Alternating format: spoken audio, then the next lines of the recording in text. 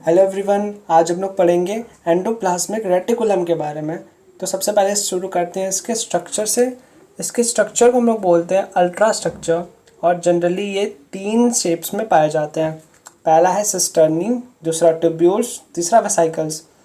Cisternae क्यों बोलते हैं? क्योंकि वो फ्लैट सैक लाइक होते हैं and usually associated with large सब यूनिट ऑफ राइबोसोम्स। अब यहाँ पे लार्ज सब यूनिट ऑफ राइबोसोम्स क्यों बोला गया, वो अभी हम थोड़ी देर में जब राइबोसोम्स के बारे में पढ़ेंगे तो उसमें हम लोग पता चलेगा कि ये लार्जर सब यूनिट क्या होता है या स्मॉलर सब यूनिट क्या होता है। अभी के लिए बस आप इतना याद कर सकते हैं कि ये एसोसिएट होते हैं larger sub unit 60 as of ribosomes. और सिस्टर्नी का फंक्शन होता है प्रोटीन सिंथेसिस, और प्रोटीन सिंथेसिस होता है रफ एंडोप्लाज्मिक रेटिकुलम में, सो इसका काम होता है protein synthesis. Secondly tubules. Tubules जैसे कि नाम से ही पता चल रहा है ट्यूब लाइक, सो ये ट्यूब लाइक साइज होता है इसका, और ये जनरली ब्रांच्ड होंगे या अनब्रांच्ड भी हो सकते हैं। राइबोसोम्स यहाँ पे एब्सेंट होते हैं, ट्यूब्यूल्स पे राइबोसोम्स एब्सेंट होते हैं, इसीलिए जो स्मूथ एंडोप्लाज्मिक रेटिकुलम का स्ट्रक्चर होता है वो ट्यूब्यूल से बना हुआ होता है। क्योंकि जैसे कि हम लोग को थोड़ा बहुत ऐसे नॉलेज है कि स्मूथ एंडोप्लाज्मिक रेटिकुलम में राइबोसोम्स नहीं होते, सो दैट्स वाई जो स्मूथ एंडोप्लाज्मिक रेटिकुलम का शेप होता है या स्मूथ एंडोप्लाज्मिक रेटिकुलम जिससे बना होता है वो ट्यूब्यूल से बना होता है। और इसका फंक्शन होता है स्टेरॉल सिंथेसिस। स्टेरॉल का एक एग्जांपल है, बहुत अच्छा एग्जांपल कोलेस्ट्रॉल होता है। सो स्टेरॉल, कोलेस्ट्रॉल, ये सब के बारे में हम लोग बायोमोलिक्यूल्स चैप्टर में पढ़ेंगे। फिलहाल के लिए आप बस इतना याद रखिए कि स्टेरॉल के सिंथेसिस में इसका फंक्शन होता है। अब थर्ड आ गया हमारा वेसाइकल्स। वेसाइकल्स नाम से ही पता चल रहा है कि ये ओवल शेप में होंगे और इनमें राइबोसोम्स एब्सेंट होती हैं। अब एक बहुत ही अच्छा क्वेश्चन कभी कभी पूछा जाता है और बहुत कम लोगों को पता है कि spermatocyte. Spermatocyte means the sperm producing sales, means जिस सेल्स से स्पर्म बन रहे हो उनको हम लोग स्पर्मेटोसाइट्स बोलते हैं। सो जो वेसाइकल्स वाला एंडोप्लाज्मिक रेटिकुलम होता है, मीन्स वेसाइकल के शेप में जो एंडोप्लाज्मिक रेटिकुलम होता है वो सिर्फ और सिर्फ पाया जाता है आपके स्पर्मेटोसाइट सेल्स में। अब स्पर्मेटोसाइट सेल्स क्या होती हैं, कैसे होती हैं, वो ह्यूमन रिप्रोडक्शन का पार्ट है। तो फिलहाल के लिए भी आप बस यही याद कर सकते हैं कि these are only the reticulums which are found in the spermatocytes. Now scientist ने 2 कंपार्टमेंट्स इसके लिए बताए हैं। पहला होता है ल्यूमिनल कंपार्टमेंट, सेकंड होता है एक्स्ट्रा ल्यूमिनल कंपार्टमेंट। अब इसको ल्यूमिनल कंपार्टमेंट मीन्स वो कंपार्टमेंट्स मीन्स वो स्पेस जो एंडोप्लाज्मिक रेटिकुलम के अंदर होगा, means the internal space of the endoplasmic reticulum is called as the luminal compartment और ल्यूमिनल स्पेस। अब एक्स्ट्रा ल्यूमिनल कंपार्टमेंट क्या है? नाम से ही पता चल रहा है, एक्स्ट्रा ल्यूमिनल मीन्स उसके अंदर को छोड़ के जो बाहर की तरफ का पार्ट होगा वो होगा extra luminal compartment. Means it is the space present outside the endoplasmic reticulum. इसका मतलब जो साइटोप्लाज्म की तरफ जो स्पेस होगा वो मीन्स जिसकी बाउंड्री एंडोप्लाज्मिक रेटिकुलम नहीं बना रहा, मीन्स एंडोप्लाज्मिक रेटिकुलम के बाहर के स्पेस को हम लोग बोलेंगे एक्स्ट्रा ल्यूमिनल कंपार्टमेंट। अब एंडोप्लाज्मिक रेटिकुलम के टाइप्स के बारे में हम लोग जानते हैं। जो एंडोप्लाज्मिक रेटिकुलम 2 टाइप्स के होते हैं। पहला होता है स्मूथ एंडोप्लाज्मिक रेटिकुलम और सेकेंडली होता है रफ एंडोप्लाज्मिक रेटिकुलम। थोड़ा थोड़ा बेसिक नॉलेज आप सबको भी होगा कि दोनों में क्या बेसिक डिफरेंसेस हैं, बट हम लोग कुछ और एक्स्ट्रा पॉइंट्स देखते हैं यहाँ पे। अब इसको स्मूथ एंडोप्लाज्मिक क्यों कहा जाता है? बिकॉज ऑफ इस अपीयरेंस। अपीयरेंस मीन्स इसमें राइबोसोम्स एब्सेंट होते हैं, तो इसीलिए इसकी जो सरफेस होती है वो बहुत स्मूथ लगती है, इसलिए इसको स्मूथ एंडोप्लाज्मिक रेटिकुलम बोलते हैं। रफ़ को रफ एंडोप्लाज्मिक इसलिए बोलते हैं कि उसमें राइबोसोम्स प्रेजेंट होते हैं और उसकी जो सरफेस होती है वो रफ़ लगती है। आप ऐसा सोचिए, कोई एक स्मूथ सरफेस है और कोई एक सरफेस पे आप बोल्डर्स गिरा दी हो, पेबल्स गिरा दी हो, सो रफ़ हो जाएगी वो सरफेस, तो उसका अपीयरेंस रफ़ लगेगा, इसलिए उसको रफ एंडोप्लाज्मिक रेटिकुलम कहते हैं। अब स्मूथ एंडोप्लाज्मिक रेटिकुलम, इसका फंक्शन क्या है? Synthesis of lipids and steroids. Lipids, steroids, ये सब बायोमोलिक्यूल्स की चीज़ है। अभी फ़िलहाल आप शॉर्ट में बस नाम याद रखिए कि जिस उसका जो फंक्शन है वो है synthesis of lipids and steroids. Second, detoxification of drugs. अब डिटॉक्सिफिकेशन का मतलब होता है फिजिकल और medicinal removal of toxic substances from our body. Means अपने बॉडी में से जो भी टॉक्सिक सब्सटेंसेस है उसके रिमूवल को हम लोग बोलते हैं डिटॉक्सिफिकेशन। सो इसका फंक्शन होता है डिटॉक्सिफिकेशन ऑफ ड्रग्स अब associated with muscular contraction by release and uptake of calcium ions. हाँ, अगर आपने थोड़ा बहुत ह्यूमन फिजियोलॉजी पढ़ी होगी, थोड़ी बहुत उसकी अंडरस्टैंडिंग होगी, तो आपको ये पता होगा कि मसल्स के कॉन्ट्रैक्शन के लिए हम लोग को कैल्शियम आयंस चाहिए रहते हैं। कैल्शियम आयंस की बाइंडिंग जब होती है तभी मसल्स कॉन्ट्रैक्ट होते हैं। लेकिन अभी आप फ़िलहाल आप इतना वो एक्चुअली वो ह्यूमन फिजियोलॉजी का चैप्टर है जो कि हम लोग पढ़ेंगे बाद में। अभी आप बस इसको ये स्टेटमेंट याद कर सकते हैं, associated with muscle contraction by release and uptake of calcium ions. Calcium ions के रिलीज से और उसको लेके मसल कॉन्ट्रैक्शन में हेल्प करता है। और बेसिकली हमारी जो मसल्स बनी होती है वो स्मूथ मसल्स होती हैं, ठीक है। अब synthetic products of rough endoplasmic reticulum pass on to Golgi complex through smooth endoplasmic reticulum. ये थोड़ा सा अच्छा पॉइंट्स है क्योंकि ये बहुत कम जगह लिखा रहता है कि रफ एंडोप्लाज्मिक रेटिकुलम का जो प्रोडक्ट है वो गोल्गी एपरेटस में जाने से पहले स्मूथ एंडोप्लाज्मिक रेटिकुलम से हो के गुजरता है वो। अब इसके बाद एंडोप्लाज्मिक रेटिकुलम के बाद हम लोग गोल्गी कॉम्प्लेक्स ही पढ़ेंगे। सो जो फूड मटेरियल होता है या जो भी मटेरियल्स होता है अगर वो पास आउट होता है तो पहले वो एंडोप्लाज्मिक रेटिकुलम में आता है, उसके बाद वो गोल्गी कॉम्प्लेक्स में जाता है पैकेजिंग के लिए। सो यहाँ पे इस स्टेटमेंट का इतना मतलब है कि जो भी मटेरियल रफ एंडोप्लाज्मिक रेटिकुलम से गोल्गी कॉम्प्लेक्स पे जा रहा है वो स्मूथ एंडोप्लाज्मिक रेटिकुलम से होते हुए जाएगा। अब हम लोग नेक्स्ट पढ़ते हैं रफ एंडोप्लाज्मिक रेटिकुलम के बारे में। जैसा कि हमने बताया कि राइबोसोम्स प्रेजेंट होते हैं, इस वजह से उसकी जो सरफेस होती है वो रफ लगती है, इस वजह से इसका नाम रखा गया है रफ एंडोप्लाज्मिक रेटिकुलम। अब राइबोसोम्स का आपको अगर थोड़ा सा नॉलेज होगा तो उसका बेसिक काम होता है प्रोटीन सिंथेसिस। प्रोटीन की सिंथेसिस में इसका फंक्शन होता है। 2 glycoproteins riboforin 1 and riboforin 2 are present for the attachment of 60s subunit of 80s ribosome। ये थोड़ा सा कॉम्प्लिकेटेड स्टेटमेंट इसलिए है क्योंकि पहली बात तो अगर आपको राइबोसोम्स की नॉलेज अच्छे से नहीं होगी कि लार्जर सब यूनिट क्या होता है, स्मॉलर सब यूनिट क्या होता है, ये 60s क्या होता है, 80s क्या होता है, अगर इसका ओरिएंटेशन नहीं होगा तो ये लाइन हाँ टफ है। बट अगर नहीं है तो कोई बात नहीं, अभी हम लोग इसकी कि आगे चैप्टर में पढ़ेंगे, राइबोसोम्स के बारे में डिटेल में पढ़ेंगे, तो वहाँ आपको पता चल जाएगा कि ये क्या होता है 60s राइबोसोम्स या 80s ribosomes, larger ribosomes, smaller सब यूनिट्स। अभी फ़िलहाल आप एक स्टेटमेंट याद कर सकते हैं इसको कि 2 glycoproteins ribophorin 1 and ribophorin 2 are present for attachment of 60s subunit of 80s ribosomes. Means 80s ribosome का जो 60s सब यूनिट है उसके अटैचमेंट में ये राइबोफोरिन 1 और राइबोफोरिन 2 हेल्प करते हैं। अब जैसा कि मैंने बताया कि पहले से ही इसमें राइबोसोम्स प्रेजेंट होते हैं और राइबोसोम्स का फंक्शन प्रोटीन सिंथेसिस होता है, तो मेनली रफ एंडोप्लाज्मिक का काम प्रोटीन सिंथेसिस ही होता है। So it helps in protein synthesis and secretion. Precursor of enzymes for the formation of lysosomes in Golgi complex.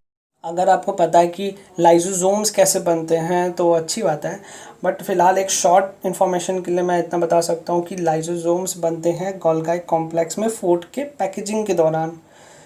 तो अभी लाइसोसोम्स के बारे में हम लोग पढ़ेंगे अच्छे से, इसी के आगे आने वाला है। तो फिलहाल बस इतना आप याद कर सकते हैं कि precursor of enzymes for the formation of lysosomes in Golgi complex means lysosomes में जो भी एंजाइम्स पाए जाते हैं उसका प्रिकर्सर बनाता है रफ एंडोप्लाज्मिक रेटिकुलम। क्योंकि रफ एंडोप्लाज्मिक रेटिकुलम के पास होते हैं राइबोसोम्स और राइबोसोम्स बनाते हैं प्रोटीन सिंथेसिस। सो आप यहाँ से आपको इतना आप सोचना चाहिए कि रिलेट करना चाहिए कि जब राइबोसोम्स हैं, प्रोटीन सिंथेसिस है, तो प्रोटीन से ही एंजाइम्स बनेंगे। तो इसलिए जो लाइसोसोम्स के प्रिकर्सर एंजाइम्स हैं मीन्स जो उसके इनएक्टिव एंजाइम्स हैं वो जनरली रफ एंडोप्लाज्मिक रेटिकुलम ही बनाता है। जो बेसिक उसका मटेरियल है एंजाइम्स का वो रफ एंडोप्लाज्मिक रेटिकुलम बनाता है। तो ये थोड़ा सा अच्छा पॉइंट बन जाएगा क्योंकि ये थोड़ी कॉम्प्लिकेटेड चीज़ है, तो उसको याद करिएगा अच्छे से। It give rise to smooth endoplasmic reticulum. ये पॉइंट भी बहुत कम जगह देखने को मिलता है कि रफ एंडोप्लाज्मिक रेटिकुलम ही स्मूथ एंडोप्लाज्मिक रेटिकुलम बनाता है, क्योंकि जनरली दोनों होते तो सेम ही हैं बट बेसिकली जो डिफरेंस होता है वो पहली बात तो स्ट्रक्चर का होता है, दूसरी बात जो होता है वो राइबोसोम्स का होता है कि रफ में राइबोसोम प्रेजेंट होते हैं और स्मूथ में राइबोसोम्स एब्सेंट होते हैं। और स्ट्रक्चर का ये होता है कि अभी हम लोग थोड़ी देर पहले ही पढ़े थे कि रफ एंडोप्लाज्मिक रेटिकुलम प्रेजेंट होता है उसमें सिस्टर्नी स्ट्रक्चर, और स्मूथ एंडोप्लाज्मिक रेटिकुलम में प्रेजेंट था टिब्यूल्स स्ट्रक्चर। तो ये हम लोग पहले ही पढ़ चुके हैं। अब जल्दी से हम लोग इसका एक बार स्ट्रक्चर देख लेते हैं कि एंडोप्लाज्मिक रेटिकुलम का स्ट्रक्चर क्या होता है। एंडोप्लाज्मिक रेटिकुलम का जो लोकेशन होता है वो ये होता है कि जो न्यूक्लियर मेम्ब्रेन है, न्यूक्लियस में न्यूक्लियर मेम्ब्रेन होती है, वो न्यूक्लियर मेम्ब्रेन से अटैच्ड होके ये एंडोप्लाज्मिक रेटिकुलम होता है। तो जैसा कि आपको डायग्राम में दिख रहा होगा कि रफ एंडोप्लाज्मिक रेटिकुलम और स्मूथ एंडोप्लाज्मिक रेटिकुलम दोनों ही हैं, और rough endoplasmic reticulum cisternae structure का है। जैसा कि मैंने बताया पहले ही कि सैक लाइक स्ट्रक्चर्स होता है, फ्लैटेंड सैक लाइक स्ट्रक्चर्स, तो वो सैक लाइक स्ट्रक्चर्स दिख रहे हैं क्योंकि वो रफ एंडोप्लाज्मिक रेटिकुलम है, और उस पर आपको छोटे छोटे राइबोसोम्स अटैच्ड भी दिखेंगे। अब दूसरा है smooth endoplasmic reticulum. Smooth endoplasmic reticulum मैंने बताया था कि ट्यूब्यूल स्ट्रक्चर होता है, और डायग्राम में भी साफ साफ दिख रहा है कि ये ट्यूबुलर स्ट्रक्चर है, मीन्स ट्यूब लाइक स्ट्रक्चर है। तो ये एक जनरल स्ट्रक्चर है जो कि एंडोप्लाज्मिक रेटिकुलम का होता है। तो आप इसको अच्छे से देख लीजिए, बहुत ज़्यादा स्ट्रक्चर में से तो क्वेश्चंस नहीं आते, बट ये आपके अंडरस्टैंडिंग के लिए है कि कैसा इसका स्ट्रक्चर है, क्या लोकेशन है। अब कुछ एक्स्ट्रा पॉइंट्स देखा जाए कि जो कि थोड़े बहुत इंपॉर्टेंट हो जाते हैं एग्जामिनेशन पॉइंट ऑफ व्यू से। So first point is rough endoplasmic reticulum is also called as granular and a smooth endoplasmic reticulum is also called as agranular। जैसा कि अभी हम लोग थोड़ी देर पहले ही पढ़े हैं कि जो रफ एंडोप्लाज्मिक रेटिकुलम और स्मूथ एंडोप्लाज्मिक रेटिकुलम, इसका जो नाम पड़ा है वो इसके अपीयरेंस में पड़ा है, because of the presence of ribosomes और the absence of ribosomes. Ribosomes के प्रेजेंस से रफ दिखता है, इसलिए उसको ग्रैनुलर भी कहते हैं। Granular means grainy shape. तो रफ एंडोप्लाज्मिक रेटिकुलम्स में राइबोसोम होता है, वो रफ होता है, इस वजह से इसको ग्रैनुलर कहते हैं। लेकिन स्मूथ एंडोप्लाज्मिक रेटिकुलम में राइबोसोम्स एब्सेंट होते हैं, इसलिए उसको एग्रैनुलर कहते हैं। Second point, smooth endoplasmic reticulum helps in lipid and glycogen metabolism. Lipid और ग्लाइकोजन की मेटाबॉलिज्म में स्मूथ एंडोप्लाज्मिक रेटिकुलम का रोल होता है। ये पॉइंट कई बार पूछा गया है एंट्रेंस एग्जामिनेशन MCQs में कि लिपिड और ग्लाइकोजन मेटाबॉलिज्म कौन करता है, तो आंसर जाएगा कि स्मूथ एंडोप्लाज्मिक रेटिकुलम करता है। अब third point, in animal cell steroidal hormones are synthesized by smooth endoplasmic reticulum. ये भी बहुत अच्छा पॉइंट बनता है कि अपने एनिमल सेल में जो भी स्टेरॉयडल हार्मोन्स होते हैं लाइक द प्रोजेस्टेरॉन और टेस्टोस्टेरोन, अभी हम लोग वो आगे पढ़ेंगे ह्यूमन फिजियोलॉजी में, एंडोक्राइन सिस्टम चैप्टर में, वहाँ पे पढ़ेंगे कि ये कौन कौन से स्टेरॉयडल हार्मोन्स होते हैं। अभी भी ये बहुत अच्छा सवाल बनता है यहाँ पे कि एनिमल सेल में स्टेरॉयडल हार्मोन की सिंथेसिस, एनिमल सेल्स में स्टेरॉयडल हार्मोन की सिंथेसिस करवाता है, वो है स्मूथ एंडोप्लाज्मिक रेटिकुलम। ठीक, अब अगला पॉइंट, रफ एंडोप्लाज्मिक रेटिकुलम और स्मूथ एंडोप्लाज्मिक रेटिकुलम के एग्जाम्पल्स कभी कभी पूछ लिए जाते हैं, ये भी थोड़े बहुत ज़रूरी हैं, आप इसको थोड़ा मेमोराइज़ करिएगा कि रफ एंडोप्लाज्मिक रेटिकुलम के एग्जांपल्स जो होते हैं वो होते हैं liver, goblet cells. Goblet cells वो सेल्स होते हैं जो कि म्यूकस प्रोड्यूस करते हैं हमारे अंदर। अब ये गॉबलेट सेल्स का जो डिटेल है वो आता है डाइजेस्टिव सिस्टम में, ह्यूमन फिजियोलॉजी का पार्ट है। अभी फ़िलहाल यहाँ पे आप एग्जाम्पल याद करिए कि liver, goblet cells and third is pancreas. अब स्मूथ एंडोप्लाज्मिक रेटिकुलम्स के एग्जांपल्स क्या हैं? Adipose tissue means the fat absorbing tissue. हमारे बॉडी में जो फैटी टिश्यू होता है उसको बोलते हैं एडिपोज टिश्यू। अभी एडिपोज टिश्यू हम लोग डिटेल में पढ़ेंगे टिश्यूज़ चैप्टर में, वो वहाँ का पार्ट है। अभी फ़िलहाल आप नाम याद करिए, adipose tissues. Interstitial cells, interstitial cells वो सेल्स होती हैं जो दो सेल्स के बीच में प्रेजेंट होती हैं। अब आपको इंटरस्टिशियल के बारे में थोड़ी जानकारी है तो ठीक है, बट फिर भी मैं बता देता हूँ कि इंटरस्टिशियल सेल्स पहली बात तो इंटरस्टिशियल स्पेस में प्रेजेंट होती हैं जिसके अंदर इंटरस्टिशियल फ्लूइड होता है। अभी इंटरस्टिशियल स्पेस क्या होता है? दो सेल्स के बीच में जो स्पेस होता है उसको बोलते हैं हम लोग इंटरस्टिशियल स्पेस। उस इंटरस्टिशियल स्पेस में होते हैं इंटरस्टिशियल फ्लूइड्स, और कभी कभी उसमें सेल्स भी पाई जाती हैं, तो उन सेल्स को हम लोग बोलते हैं इंटरस्टिशियल सेल्स। थर्ड मसल्स, अभी मैंने थोड़ी देर पहले बताया कि हमारे बॉडी में जो मसल्स होती हैं वो बनी होती हैं स्मूथ एंडोप्लाज्मिक रेटिकुलम की, क्योंकि वो स्मूथ मसल्स होती हैं। अब आता है एड्रिनल कॉर्टेक्स। एड्रिनल कॉर्टेक्स का लोकेशन अभी आप ये याद कर सकते हैं कि किडनी के अपर पार्ट में होता है एड्रिनल ग्लैंड, और वो एड्रिनल ग्लैंड में दो पार्ट्स होते हैं, एड्रिनल कॉर्टेक्स और एड्रिनल मेडुला। तो बेसिकली ये किडनी का पोर्शन है जो कि हम लोग एक्सक्रीशन चैप्टर में पढ़ेंगे ह्यूमन फिजियोलॉजी के। अब आता है glycogen storing liver cells, means levers की वो सेल्स जो ग्लाइकोजन स्टोर्स करती हैं, उनमें होता है smooth endoplasmic reticulum. A fifth point, smooth endoplasmic reticulum which are found in muscles are also known as sarcoplasmic reticulum। ये भी बहुत अच्छा सवाल है, कई बार पूछा गया है कि वैसे तो हम लोग एंडोप्लाज्मिक रेटिकुलम कहते हैं, स्मूथ एंडोप्लाज्मिक रेटिकुलम कहते हैं, रफ कहते हैं, बट वो स्मूथ एंडोप्लाज्मिक रेटिकुलम जो कि मसल सेल्स में पाई जाती हैं, अभी मैंने बताया कि मसल सेल्स होती हैं, स्मूथ मसल्स की बनी होती हैं, और उसमें होता है स्मूथ एंडोप्लाज्मिक रेटिकुलम। तो बस एक नाम दे दिया गया कि वो स्मूथ एंडोप्लाज्मिक रेटिकुलम जो कि मसल सेल्स में पाई जाती हैं उसको हम लोग बोलेंगे सार्कोप्लाज्मिक रेटिकुलम। अब एक स्ट्रक्चर होता है जिसको हम लोग बोलते हैं माइक्रोसोम्स।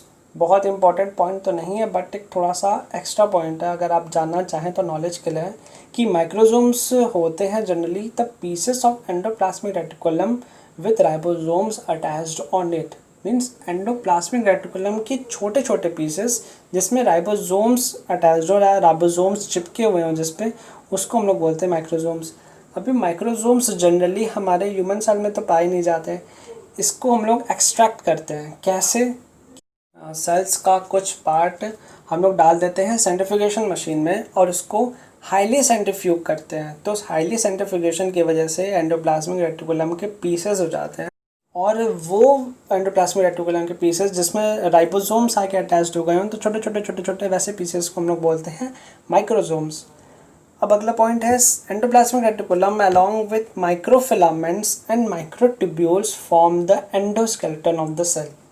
ये माइक्रोफिलामेंट्स और माइक्रोट्यूब्यूल्स क्या हैं, ये अभी हम लोग इसी चैप्टर में पढ़ेंगे, थोड़ा लास्ट की चीज़ है तो लास्ट में पढ़ेंगे। फिलहाल आप इतना भी मेमोराइज़ कर लीजिए कि एंडोप्लाज्मिक रेटिकुलम माइक्रोफिलामेंट्स और माइक्रोट्यूब्यूल्स के साथ एक एंडोस्केलेटन बनाता है सेल का, ठीक। At some places endoplasmic reticulum is connected to plasma membrane so it can secrete the materials outside the cell। अब ये एक बहुत अच्छा पॉइंट बन जाता है कि ऐसे तो जनरली एंडोप्लाज्मिक रेटिकुलम अटैच्ड होता है न्यूक्लियर मेम्ब्रेन से। इसकी जो लोकेशन होती है वो होती है कि न्यूक्लियर मेम्ब्रेन जो होता है उसी से अटैच होता है ये endoplasmic reticulum. But plasma membrane में कुछ कुछ जगह जो होता है वहाँ पे एंडोप्लाज्मिक रेटिकुलम पाया जाता है। तो जो वहाँ पे जो एंडोप्लाज्मिक रेटिकुलम पाया जाता है जो प्लाज्मा मेम्ब्रेन के पास है, उसका फंक्शन ये रहता है कि जो मटेरियल्स का मूवमेंट होता है इनसाइड द सेल्स और आउटसाइड द सेल्स, उसमें ये हेल्प प्ले करता है। सो ये था ओवरऑल एंडोप्लाज्मिक रेटिकुलम के बारे में। आई डोंट थिंक कि इसके बाहर कुछ पूछेगा, तो ये मोर देन इनफ है जो कि हम लोग पढ़ चुके हैं। So till then, goodbye, take care and keep learning.